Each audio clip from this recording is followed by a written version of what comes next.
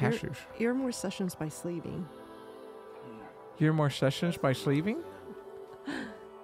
Is that English? She says, what did you say? And I said, 10 more lessons and I'm leaving. And he goes, what do you think I said? She goes, I thought you said ear more sessions, I'm sleeving. Who said this? That was on, what was the name of the movie? Roxanne. Oh, new movie. I'm just kidding. Yes. Oh my gosh. Can we start? Mm-hmm. Yeah. Oh, we can start. Ladies and gentlemen, boys and girls, children of all ages. ages. Welcome to Wholehearted Living Podcast. With Valerie. And Benny. And Iggy too. Hello. Oh, Iggy, like we told you before, please keep it to the minimum amount of words, okay? Thank you. Iggy's our sound guy. We are a sibling podcast where we choose a subject. One of us chooses a subject. The other person has no idea what that subject is. And they have to guess what it is with 10 questions. I'm kidding. We just roll with the punches. We just roll with the punches. That's it. So today it is Valerie's subject. But before we do that, any stories? Oh my gosh. I have a plethora of stories. I'm gonna look that word up later. It's an amalgam, if you will. No, just kidding. But it is not an adaptogen. Oh my gosh, that's so funny. I'm just kidding. It was a perfectly way to not use the word amalgam, but thank you. Plethora was perfect. No, I did something crazy at the gym one day, and it kind of hurt. So I was pulling a plate weight off of the rack, and I was getting 2 of them. So as I was grabbing 2, I didn't realize once I got to the end of it that the first one would just fall to the ground because I was holding the second one behind it. You didn't realize that gravity would take place. I thought it had it. Oh, basically. There you go. So not I didn't realize that it would fall. I didn't. You didn't realize I wish I it. could paint a picture, but I was grabbing it and I thought I had both of them, but really I had the second one, and the first one was just coming off, and then obviously once the post was gone, it just dropped and it landed on my foot. Oh my goodness. And it landed just straight, bam, and I was just limping around the gym the whole time, and even Peter was there, and he saw me like 15 minutes after it happened. He's like, what is up with you? And I'm like, a plate landed on my foot. But I had to keep working out because you don't stop. But it concerned me because she would have lost her contract with Noble. No, but it concerned me because I was limping around for a couple of days. So then you fast forward to Wednesday, I believe, this past Wednesday. That might be helpful if we knew the day that it fell on Okay, it your happened foot. last Thursday. Oh my goodness. Yeah. A while ago. Yes, but this past Wednesday, so 2 days ago, so almost a week later, I was putting these books away in first of all, I was at recess with one of my students, and a ball hit my foot. And then I was like, oh my God, that hurt. And then later that day, I was putting the books away from students we had to call because they were late because it was early pickup and they decided not to come run on time. So your student's still here. Come pick them up, please. And then I was putting those big, huge binders away, and it fell backwards and landed on my foot, and now I am limping again. Oh my gosh. Because you didn't realize that once it wasn't on the rack that it would fall down again? You didn't learn from the first time?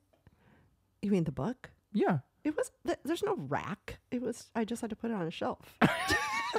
Okay. No, it just fell off and it just hit the same spot. So I came home, and then the next day I'm wearing these like little sandals, and my friends are like, your foot is swollen. Like it looks more swollen than it did the week before.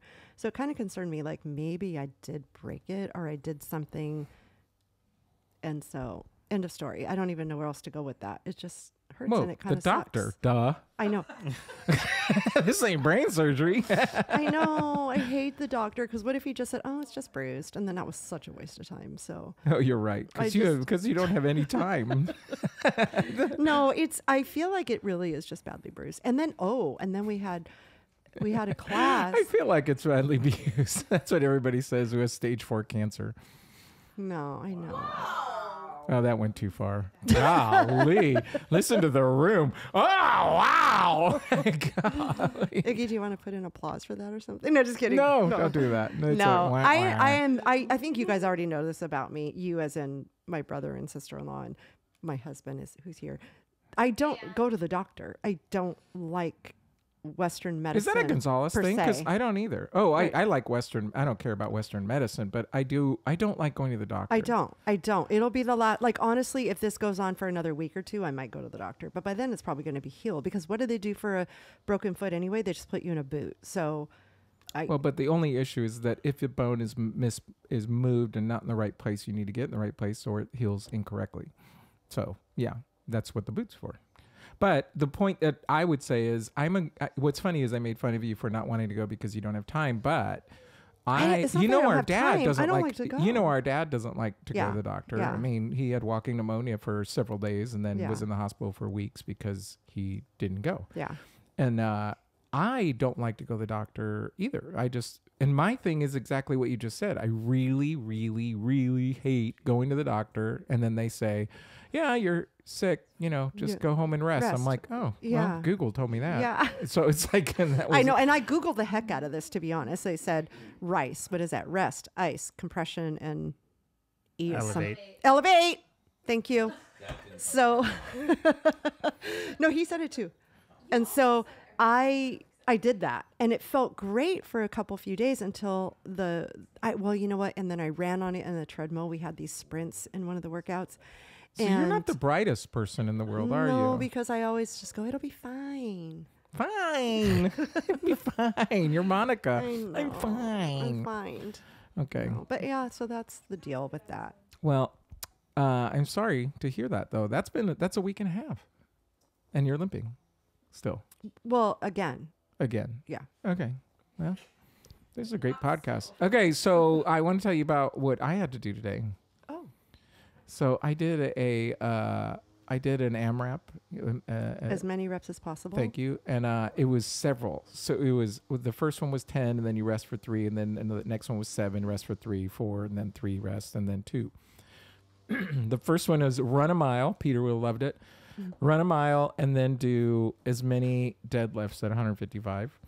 And then the second one was run 800. And these are meters, by the way. And then do 135 clean and jerks, as many as you can. And then run 400 and do as many clean and jerks at 135. And then... What do you mean say as many? Like, when do you stop? Oh, you just failure? It's a wrap. It's an AMRAP. Well, as many reps as possible, but there's no time on it. You just... Like, there is 10. I said 10 minutes. The first one was 10 minutes. The first one was 10 minutes. The first one was 10 minutes and then 3 minutes rest. And then the second one was 7 minutes. And then the third one was 4 minutes. And the last one was 2 minutes. And then you just keep decreasing the weights and change that. I didn't know what those numbers were. Yeah. And so what ends up, but anyway, it's a lot of running and it was hot. I mean, hot for a workout today. And then, but it was kind of fun to do multiple different kinds of things because normally, and I shouldn't say normally, but often you're doing very similar things. You know what I can't do anymore? Double unders. I should say I'm horrible at them. I used to be able to do 100, and now I'm really. I do them every now. We have, we do the daily ultimate training deck classes, and he will put jump roping in there, and Peter can still do double unders like there's no tomorrow, right? I can get maybe 15 at the max and then I step on it or whatever, maybe 10. And then it's just like, I barely can get a rhythm in. And then I'm just like, oh my God, remember when it would just be like, Yeah, no. And for those of you that don't know what double unders are, and I just realized this, it's when you jump rope and put the rope twice around your body before you every jump. hit the ground. Yeah. For every jump. And so I used to be able to do quite a few. And now, I mean, I would say 100 is my max. 50 was happy, but 35 was pretty common. Like I could always do that. And then now it's like same thing. If I get 10, I'm super excited. Sometimes I'll get 20 or 30, but it's horrible. And then what's really sad is my body. It's like every time I jump, it's like I land and I'm like, ugh. And it's like I just want to take a break. I don't know. There's something about it. You know what's so funny? We were just watching the CrossFit Games because the semifinals are on right now, and we were watching the ones in Europe. It was last weekend, I think it was, and we were watching them do the double unders. They're like just little pogo sticks, and it looks like they have no issues. effort No. at all. Nothing. They're just like boing, boing. Well, I boing. remember that one WOD where they had to do 100. They had to do 100 double unders in between doing toes to bar, if I remember correctly, and it was the most ridiculous thing in the world because they'd just crank out 100, Yeah. and then it was like after when they were at the, like they would do 100, they would go do something else. They come back and do 100. They go do something else, and then I remember in the third 100, one person like broke once, and I was like, Right. yeah, You're I wouldn't have human. finished the first Yeah, 100. exactly. I know. So- It's crazy. Anyway, now that we bored everybody and nobody's listening, so Everybody wants to know about double unders. everybody wants to know about CrossFit. Yeah. So so tell me, what is your subject? You've remembered to bring your notepad today. I did. And here I am with my paper. Yeah, but that's the exact same thing that you said last week. I can tell. I'm just kidding. No, this is last week. Yeah, I can't read it anyway. Okay. It was completely a joke. So my topic is why me? Oh, well, it's your turn. We alternate every week. Every week we alternate. So- No, why me? And then the question right after that is why not me? And so the reason I'm bringing it up is not going to get into a big backstory of stuff, but there was some stuff that I had chatted with people about over the week. And it was one of those things where it was like, oh my God, why me? You know, and it's kind of funny because I think I brought this person up last time, but I'm not going to get into who it is. But she's always the woe is me and right. why me person. And so I kind of wanted to flip the switch with her. And so I was telling another friend of mine, like, oh my gosh, she's always just that why me person. And then my friend said, I watched this podcast, and she couldn't remember what it was because I really wanted to watch it before I brought this topic up. But she said they switched it to why not me. And then I was like, oh, I like that. And then, so I just kind of started doing just a little bit of digging with it. Not really a lot. It's mostly my own thoughts on it. But the one thing I read was they were saying why me is often attached with blame, whether it's blaming you, placing blame on yourself, or blaming someone else or a situation. It's feeling like bad luck is always coming your way. Yeah. And so it can be something really so simple of, okay, for example, I know this, and this is very simple stuff, like the weight fell on my foot. Well, then I felt like I had to modify things for a while because of my foot, and then I could be like, why me? Excuse me. Or something I've said a lot, and Peter can attest to this, is why me? Why did I see so many people that have birthed children and have not one stretch mark on their stomach, but I look like a cat came over and just like all over my stomach. I mean, thankfully it's like on the lower half, like below my belly button, but it's always been like, I am thankful. Iggy, are you thankful for that? Okay. But I'm always like, why me? Why was I the one chosen to have stretch marks? Or why am I the one that has to have curly, frizzy hair? You know what I mean? Like, I did say that a lot, especially growing up when all my friends, I hung around a lot of Japanese people, and my God, they had beautiful, gorgeous hair. And I had this curly, frizzy hair. And so those are simple things, right? Right. But then I also remember when we had to sell our house and we basically couldn't live in our house anymore. It was like, you have to sell now, get out. And I remember thinking, why me? But then when I started thinking about this particular thing about why not me, because life happens and it's life, and sometimes you think, I remember saying maybe a year or so ago that I really like the phrase, life doesn't happen to me, it happens for me. Mm-hmm. And what are the things that you're learning from that? So then, you think about, okay, well, why me with the stretch marks? Well, you know what? I got to birth 3 beautiful humans, and some people can't. So I'm okay with the stretch marks. You know what I mean? And as much as I don't want to reveal them to the world, I'm going to remind myself that I'm okay with it. You know what I mean? Yeah. The house situation, that's a bigger thing. Why me? Why did we have to lose our house? But then I remember back thinking, all my kids were the 2 older ones were in high school. Kylie was moving her way up. We were allowed, Peter's business, like kind of, he and Jack's business went under basically. And he didn't get a paycheck because he was a partner. So he didn't pay himself for a couple of years. But for some reason, the bank forgot about us. And so we were still able to live in that house all those years, and kids got to graduate from their homeschool and all that kind of stuff. So it's like, you know, once the kids were all grown and out of high school and all that stuff, then the bank said, wait. So I'm like, well, God's timing was awesome because he allowed us to stay there without figuring out how we were going to pay a mortgage. You know what I mean? Yeah. So anyway, podcast is over. I'm just kidding. Thank you, Valerie. This was Wholehearted Living. Wait, you know what I think is interesting about what you're saying is, well, a couple of things. First of all, the why me thing is a big deal. I mean, I could give you 1,000 examples of my own life. And then one thing that I will say, I don't know what direction you're going to go, but one thing that that I've learned, for those of you that have listened in the past, I'm in a 12-step program, but the thing that I always ask is, what was my part in it? What was my part in it? And then if I have to, I try to make amends to anybody I might have hurt. And that's a really big deal. It's a really, really, really, really big deal for me to be able to go, I'm not going to, I just can't blame other people for stuff. Because I like what you said about blame, because the blaming thing can be a really big deal. So for me, when I'm able to look at my own part in it, when I'm able to look at my own part in life, I can all of a sudden recognize, well, why me? Sometimes it's because I've made poor decisions, quite frankly. I didn't make poor decisions with my stretch marks.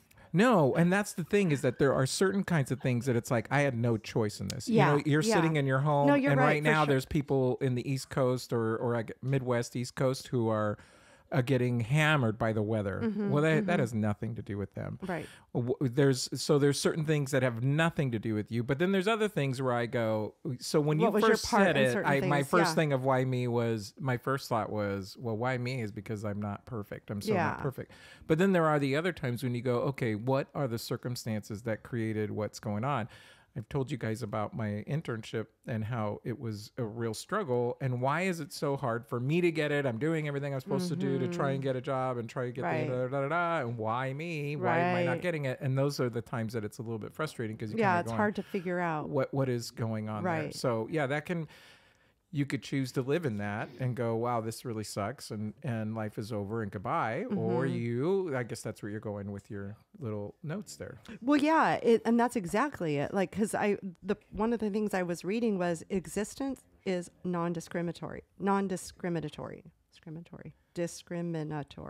Existence is non-discriminatory. Yes. Okay. So we all have bad things that happen to us. Or we can look at it like these things happen for us. Like, what is this trying to teach me? Right. What am I going to learn from this? Even if it's something that you just cannot, like, I don't know. Like, and you may not know it tomorrow. But over down the line, you might go, oh, okay. And I think there's like two sides of that coin, in that one side is, I know people that don't even acknowledge the pain that they're going through, and they kind of ignore it. And then there's the people that I think there's a place where you acknowledge the pain, you acknowledge the frustration, but then you still make the choice to go over it. Yeah. Because that is a very different thing. Yeah. For instance, if I'm going to change the subject, but hopefully you get what I'm saying. If somebody offended me, somebody really hurt me, they said things to me that just caused me pain emotionally or whatever, I could say, well, no, it didn't bother me, so I'm going to forgive them. Well, if I'm saying it didn't bother me and then I'm going to forgive them, then I'm really not forgiving them for very much, because I just said it really wasn't that big of a deal. Yeah. Right. When I know it was. Yeah. So acknowledging the pain and going, this was really hard, and then choosing to forgive them. I might not ever trust them again or whatever, but choosing to forgive them is going to have more depth. Yeah. And so it's the same thing as what you're saying. Yeah. It's like, hey, I'm going to acknowledge that something crappy happened. Yeah. But it doesn't mean I'm going to let it control the rest of my life. Right. Yeah. Yeah. Well, and when you accept it, then you can deal with it instead of just like kind of brushing it off or whatever. A lot of times when we have something, when we're like, why me feeling, it affects us in ways that we don't even know. Like, to kind of think about, your sleep. Are you getting enough sleep? I know, for myself, when we were going through that whole house thing, I definitely had many sleepless nights. I was an insomniac, I guess you can call it, right? Insomnia. I just had insomnia. Yeah. No, and I think it most had to do with, I just couldn't let my mind rest. Right. And so, so it's going to affect you in different ways, even though like during the day, I'm like, okay, there's a plan. There's a reason this is happening. I'm going to try to look on the bright side. I'm going to, because that's the person I really want to be. But it clearly affected me because I wasn't sleeping very much during that time. And so it's just interesting because you want to be that person that is like, I can do this. I can deal with it. But then you realize, okay, it's affecting me in other ways. So clearly I'm not really accepting it, or I'm not. The whole thing about the internship, I might have said this last week or 2 weeks ago, but when I lost the last internship I had, you would think that I would be in like this dire straits of feeling like I really got it. Cause for those of you that don't know, if I don't do this, it's probably going to cost me another 3 or 4 months of school. I'm going to have to do more school. And you would think it would just flip me out. Mm-hmm. I had the best night's sleep that night because I had no idea the amount of stress I was under working with that internship that you weren't feeling the vibe with. That person. Yeah. I didn't recognize the stress that I was going through. I didn't recognize I knew I was uncomfortable. I knew it wasn't an ideal situation.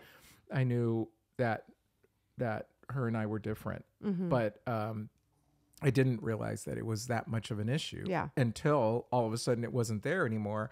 And then now I look at it and I say, thank God that that what happened, in that if it didn't, I would just be still living like that because I would be thinking, I just want to keep my internship going. I just want to keep going. And I wouldn't do it. Same thing happened with Starbucks. I was basically asked to quit or fire me. And I was like, well, I'm going to quit. And I think I'm so glad because it wasn't for me. It wasn't what I wanted to do. It didn't bring me any joy. And it just wasn't a part of who I am and my goals and what I intend to be.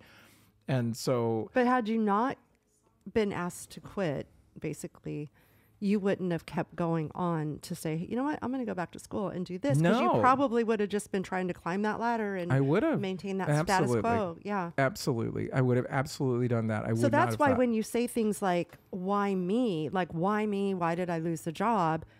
Or why did I lose the internship? You now can see in hindsight, this was the reason, And so. For sure. So that just goes on to say, why not me? Like, you hear this all the time. You hear about somebody who may have, somebody got in a car accident or somebody else was diagnosed with cancer or whatever it is. And you're like, oh God, I'm so thankful that that's not me. I'm so thankful that's not somebody in my family or whatever. And then you have somebody happen like in your family that happens to, and you're just like, oh, why me? And it's like, really the thing is like, this is a life. Yeah. We all have these bad and good days and bad and good times, and it's basically just life. And so instead of I really feel like if we can just flip the switch with why not me, we can at least just have a better outlook on whatever the problem is or whatever the issue is that we're dealing with. Yeah, I think it's a really great way because we've talked, we dance around this kind of a subject a lot in our podcast, I don't know that we've ever really mentioned it like this, why me or why not me. And I like the idea. I think what ends up happening too is because I actually, when all that stuff happened, I don't think I ever asked myself why me. I just was like, oh, this sucks. Yeah. And it's like, and then I think, golly, there's this that's happened to me in the past, and there's this that's happened in the past. And then I'm a big studier of leadership and big studier of people that, successful people. I like to hear their stories and read their stories. I like reading biographies, and I'm fascinated by, there's not a single person that I've ever read who became successful. They've all had it. We only see their successful their highlights. Things. Yeah, that's all we see. And then we all say we want that. Right. Having no idea that for them to get there, they had a lot of these why me experiences. Yeah, exactly. But they chose not to stay in the pit. They chose to say, okay, what did I learn from it? How am I going to grow? I heard this leadership thing one time. I don't know why this is popping up right now. Maybe it's inappropriate, but it was funny because this guy said, if you're the smartest person in the room, you've got the wrong people in the room. the point that he was trying to say is you should always surround yourself with people. If you're the smart, yes. You should always surround Yes. yourself with people who are making you think and challenging you. And the reason why I think I brought it up right now is because I'm thinking it's the same thing with experiences. If everything goes perfectly, you're not learning or growing, and you're probably not Right. challenging yourself. You're not pushing yourself. Exactly. Because really, if you're never failing, then you're just not risking, probably. Yeah. We talked about that one time, and it's so true. If you're not trying, if you're not failing, you're not trying. Yeah. Because there are going to be times that you fail. It's never like this easy road. Yeah. It's not going to be that easy road. And the point is that when we fail, that's the point, is that you have the choice of saying, why me? Or we go, okay, what's next? Yep. Yeah, I like it. What else you got? That's it. Really? Pretty much. I don't know what else to say. Well, that's good. Oh, I wrote flipping the switch or mindset to why not me may help you deal with whatever. But I already said that. Well, good. Well, so I guess our thing for you today, folks, is ask yourself when you're in that place of thinking, why me? There's got to be somebody else who's already dealt with that very thing. Like I think about, how many people still have stretch marks too. So when you say, why not me? You're like, okay, why not all of us people? You know what I mean? There's the same amount of people asking the same question as you. Why me when something happens? Why did I lose my job? Why me? Why was I in the car accident? Think about how many people get in a car accident. So I'm just saying, like, if you flip why it did that around, relationship fall through? Why didn't it work out? Yeah. So every time you ask yourself, why me? It's like, well, why not me? This is life. It's an ebb and flow. It's highs and lows, and it can't always just happen to the other person. Yeah. There's this guy named Mike Yaconelli.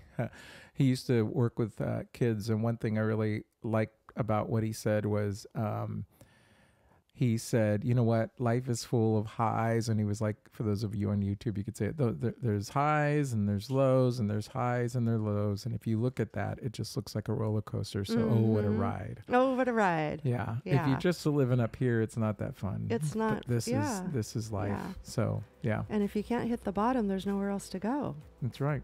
Right. Yeah. So flip the switch, folks. Or I don't know if it's simple as, it's just a matter of acknowledging your pain and then moving and then deciding, okay, why not me? And what am I going to get out of this? And what am I going to get about it? What am I going to learn from this? I said, like, I heard this a year or two ago when somebody said, life doesn't happen to me, it happens for me.